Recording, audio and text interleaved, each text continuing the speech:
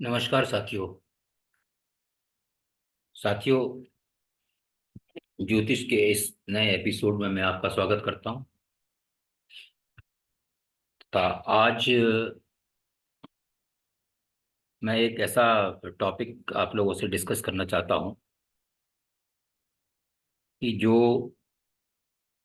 हम सभी लोग जो ज्योतिष में विश्वास रखते हैं, विश्वास करते हैं, वो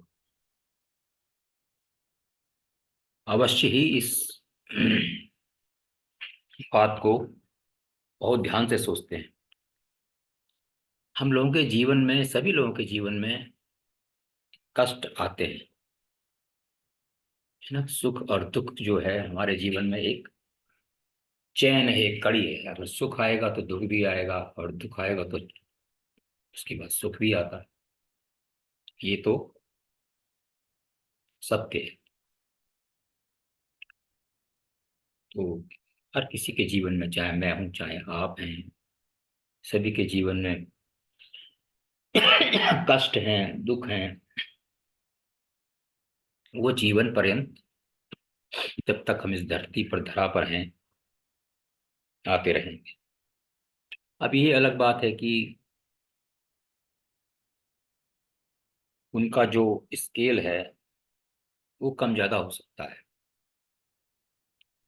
स्केल का मतलब उनकी इंटेंसिटी, मतलब किसी के जीवन में बहुत बड़े बड़े दुख आते हैं, या यूं कहें कि जीवन ही दुखों से भरा हुआ होता है। और दुखों की अधिकता अवश्य अधिकतर होती है, अधिक होती है। और सुखों की जो है वो फ्रीक्वेंसी बहुत कम होती है। तो ये वेरी करता है, ये अवश्य वेरी करता है। बहरहाल, कष्ट सभी के जीवन में आते हैं। तो अब एक प्रश्न उठता है, विशेष तौर पर हम जब ज्योतिष की बात करते हैं, ज्योतिष को ध्यान में रखकर चल रहे हैं कि ये कष्ट हमको आते क्यों हैं। तो देखिए, अगर आप, जैसे कि आप ज्योतिष जानते हैं, और मैं इस बात को पहले भी आपको अपने, जो मेरी ज्योतिष के मेरे वीडियोस हैं उसमें मैंने आपको बताया भी है, डिस्कस भी किया है, और आप भी ज्योतिष की जानकारी रखते होंगे कि हमारी जन्म पत्रिका में 6, 8 और 12 जो भाव हैं, हाउसेज हैं, घर हैं, जिनको हम विभिन्न नामों से पुकारते हैं। तो ये तीनों भाव हमारे विशेष तौर पर हमको दुख या कष्ट पहुंचाने वाले भाव हैं। जैसा कि छठा भाव है तो हमारे रोगों का है, हमारे ऋणों का है, और हमारे शत्रुओं का है। हालांकि ऐसा नहीं कि ये तीनों भाव दुख के ही हैं, कष्टों के ही हैं। इनमें और पॉजिटिव बातें भी हैं, लेकिन क्योंकि हम यहाँ पर दुख और कष्टों की बात कर रहे हैं, इसीलिए हम इसको ज्यादा उसी रूप में ले रहे हैं। और चूंकि हमको कष्ट ही ज्यादा प्रभावित करते हैं, दुख ही ज्यादा प्रभावित करते हैं, सुख का तो पता ही नहीं चलता कब आया और कब चला गया। उस समय तो हमारा ऐसा कटता है कि मानो कि कई वर्ष जो हैं दिन के जैसे लगते हैं। और जब हम कष्ट में होते हैं तो हमारा एक एक मिनट हमको भारी लगता है। तो इसीलिए हम जो भी बात कर रहे हैं यहाँ पर, अपने कष्टों की ज्यादा कर रहे हैं, है ना। तो जो हमारा छठा भाव, जैसा कि आप जानते हैं, हमारा रोगों का है। जब हमको बीमारियां, विभिन्न प्रकार की बीमारियां हैं, वो छठे भाव से देखते हैं। हमारे ऋणों का, हमारे मतलब जो हम कर्ज लेते हैं, कर्ज भी तो हमको परेशान करते हैं ना। हमने कर्ज ले लिया, कभी ये भी कष्ट होता है कि कर्ज मिलता ही नहीं है हमको। हमको बिजनेस करना है या हमको कुछ और ऐसा आवश्यक कार्य करना है, उसके लिए हमको कर्जा चाहिए, लेकिन हम दौड़ते भागते रहते हैं, बैंकों के चक्कर काटते हैं, फाइनेंशियल इंस्टीट्यूशंस के चक्कर काटते हैं, पता चला कि हमको कर्ज ही नहीं मिल पा रहा है, रिजेक्ट हो रहा है हमारा कर्ज, एप्लीकेशन रिजेक्ट हो जा रही है। तो ये भी अपने आप में एक कष्ट है। और कई लोगों को कि इन्होंने कर्ज ले लिया, उनको कर्ज बहुत आसानी से मिल जाता है, लेकिन क्या होता है कि उसका रिपेमेंट नहीं हो पाता, हम कर्ज नहीं दे पाते हैं। तो जब हम कर्ज नहीं दे पाएंगे तो हम पर विभिन्न प्रकार के कष्ट आएंगे, हमको हमको सरकारी कष्ट आएंगे, हमारे बैंक हमारे पीछे पड़ेंगे, है ना, सरकार हमारे पीछे पड़ेगी हमसे पैसा वसूलने के लिए। और अगर हम मार्केट से पैसा उठाते हैं लेते हैं तो भाई जिससे हमने पैसा लिया है वो हमारे पीछे पड़ेगा। तो इस प्रकार जो कर्ज वाला मामला है उसमें हमको दोनों प्रकार से कष्ट मिल सकता है। और शत्रुओं की जहाँ तक बात है तो शत्रु तो हमारे जीवन में रहते ही हैं। हमारे कर्म क्षेत्र में रहते हैं, हमारे हर क्षेत्र में, हमारे जहाँ जहाँ हम जीवन में आगे बढ़ते हैं तो हमारे हमको शत्रु भी टकराते रहते हैं। चाहे आप नौकरी करते हो, चाहे आप व्यापार करते हो, चाहे आप अपना कुछ भी काम करते हो, आपको शत्रु किसी ना किसी रूप में मिलेंगे। यहाँ तक कि आपको अपने घर में ही शत्रु मिल जाते हैं, है ना। आपने देखा होगा कि हमारे भाई बहन जो है वही शत्रु बन जाते हैं कई बार। आपने कई घटनाएं सुनी होंगी, रोज आप पेपर पढ़ते हैं, टीवी देखते हैं, तो उसमें देखिए भाई बहन भी आपस में जान के दुश्मन बन जाते हैं। हमारे रिश्तेदार हमारे परम शत्रु बन जाते हैं। तो शत्रु किसी भी रूप में और किसी भी भाव में आपके सामने आकर खड़े हो सकते हैं और आपके जीवन में व्याधि आपको दे सकते हैं।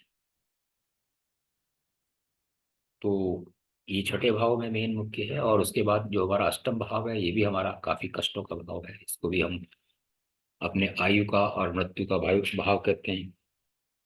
यहाँ से हम अपनी गंभीर बीमारियां देखते हैं, छठे भाव से भी बीमारी देखते हैं, और अष्टम भाव भी अगर हमारा पीड़ित होता है तो हम वो बीमारी और गंभीर हो जाती है।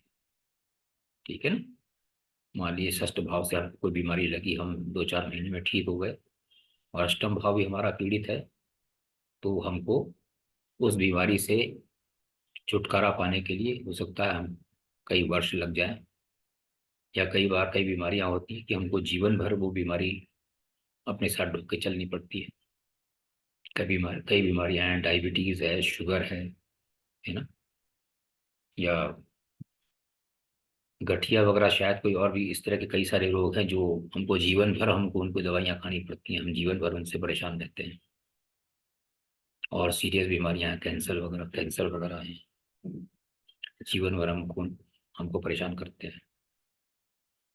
इसी प्रकार जो द्वादश भाव है हमारा, ये भी हमको परेशान करता है। छठे भाव से हम छठे भाव से हम अपना मुकदमा वगैरह भी देखते हैं।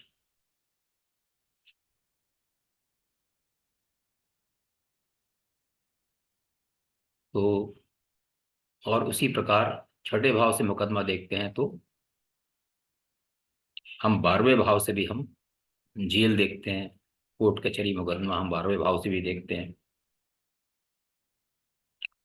तो इस प्रकार जो हमारा 12वां भाव है उससे हम जेल, पुलिस, थाना, कचहरी, मुकदमा, ये सब देखते हैं, और हम इसमें भी परेशान हो सकते हैं।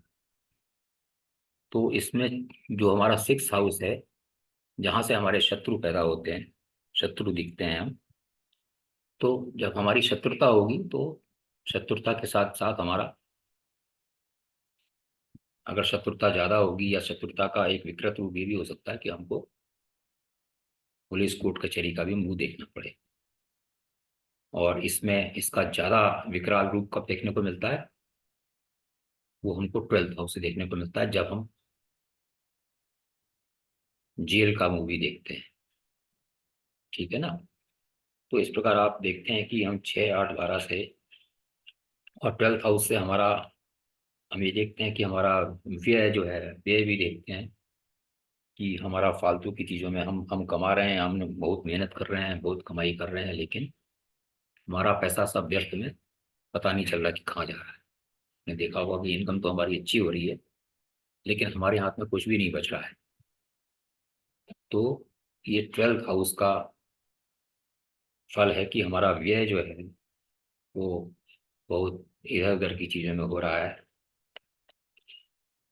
और हमारी जो गाड़ी कमाई है, मेहनत की कमाई है, वो व्यर्थ में ही कहीं पर व्यय हो रही है। तो ये कब होता है, ये सारी चीजें कब होती हैं जो मैंने आपके सामने डिस्कस किया, तो ये जब 6, 8, 12 हमारे भाव एक्टिव होते हैं, है ना, तब ये परेशानियां हमको बढ़ जाती हैं।